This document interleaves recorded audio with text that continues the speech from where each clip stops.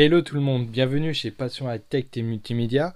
J'espère que vous allez bien. Moi c'est le cas. Aujourd'hui on va parler d'un nouveau smartphone donc de chez Realme qui vient juste de sortir récemment, le Realme 8 Pro. Donc c'est un petit smart de milieu de gamme et avec de très bonnes performances, vous allez voir, et de bonnes fiches techniques également. Donc on va voir tout ça dans cette vidéo avec les photos et tout. Donc comme je rappelle, c'est une présentation, je n'ai pas le produit, mais bon, j'espère pouvoir le tester et vous donner aussi par la suite mon expérience, mais pour l'instant je ne l'ai pas. Je tenais, avant de passer à l'intro, vous remercier de votre soutien, et je tiens spécialement à vous annoncer également, et merci à Mister Gadget qui me soutient depuis le début, et à plein d'autres personnes, merci à vous infiniment. Cette chaîne évolue grâce à vous, et je vous annonce également que prochainement une nouvelle chaîne va se créer avec Mister Gadget, ça s'appelle Passion Gadget, donc les premières vidéos vont arriver très prochainement, donc je vous mettrai les liens et je vous dirai quand ça se fera prochainement aussi. Donc ma chaîne continuera toujours à faire, mais je fais avec un autre youtubeur, donc Mister Gadget, que je mets également le lien, donc vous allez voir, j'espère que ça vous plaira. Maintenant on se voit après la petite intro, bisous bisous.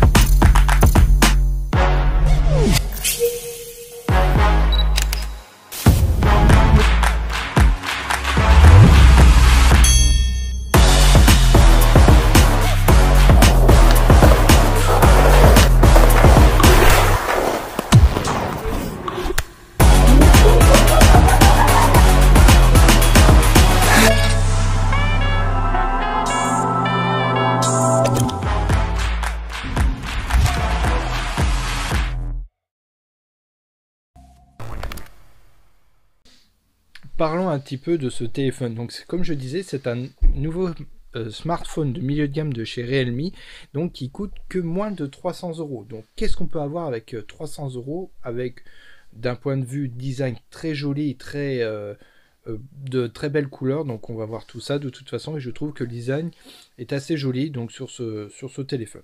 On va commencer par son écran. Son écran, c'est un écran AMOLED de 6,4 pouces et avec un taux de rafraîchissement de 60 Hz.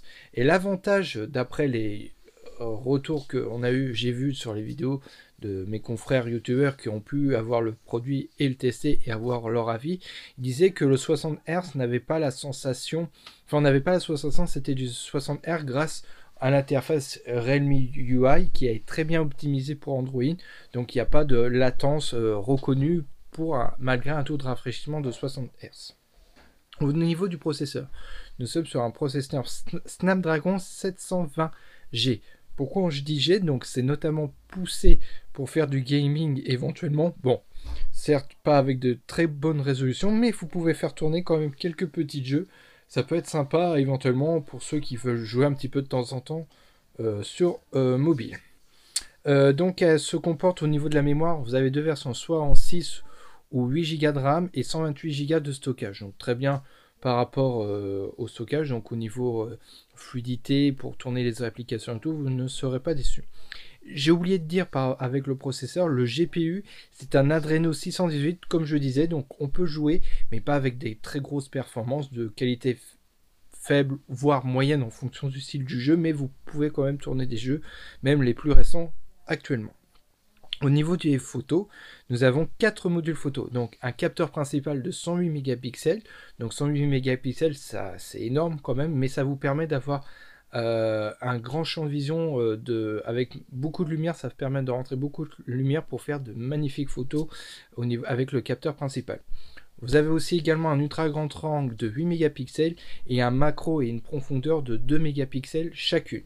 Au niveau de la caméra, nous avons une caméra selfie de 16 mégapixels, donc suffisamment pour faire de très belles photos, surtout avec ce segment de prix, vous ne serez pas déçus et vous pouvez faire de très bonnes photos également. Au niveau de la vidéo, on peut tourner jusqu'à 4K en 30 images par seconde, donc c'est ce qui est en moyenne en général sur les smartphones de ce segment-là. Des fois, ça peut aller jusqu'à 60 images par seconde, mais ça va faire des très belles vidéos. Ne vous inquiétez pas là-dessus. Au niveau de la batterie, nous sommes sur une batterie de 4500 mAh et il n'y a pas la charge sans fil, mais par contre elle est fournie avec un chargeur de 50 watts.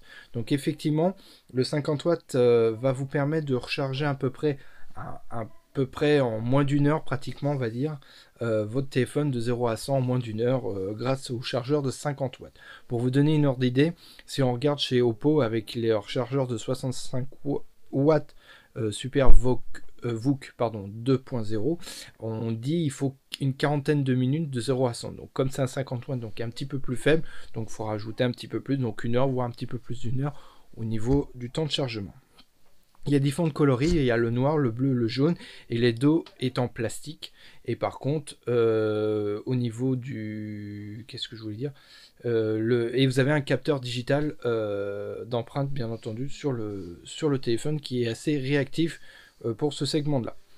Donc je pense que ce petit téléphone à 300 € peut faire pas mal de bruit à d'autres marques dans ce segment de prix, parce que mine de rien, il y a une très bonne fiche technique qui est coordonnée, qui est en coalition avec le milieu de gamme, je pense. Donc et en plus, pas trop cher, moins de 300 € comme je rappelle. Donc je pense que c'est un très bon smartphone. On se voit à la conclusion. Donc pour finir sur cette vidéo, déjà j'espère qu'elle vous a plu, et pour finir sur ce téléphone, je pense que c'est un très bon téléphone à moins de 300 € pour ceux qui recherchent un petit peu d'internet avec des dernières nouveautés avec l'Android 11, l'interface Real One avec les dernières mises à jour. Je pense qu'ils seront satisfaits de ce téléphone. À savoir, je ne l'ai pas dit éventuellement, elle n'a pas la 5G et malgré en plus son segment de prix, c'est un téléphone super léger.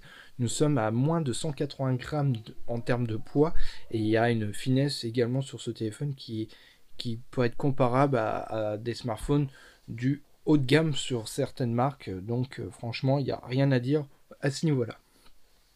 Donc j'espère que cette vidéo encore une fois vous a plu. Abonnez-vous à ma chaîne, je vous fais plein de gros bisous, abonnez-vous.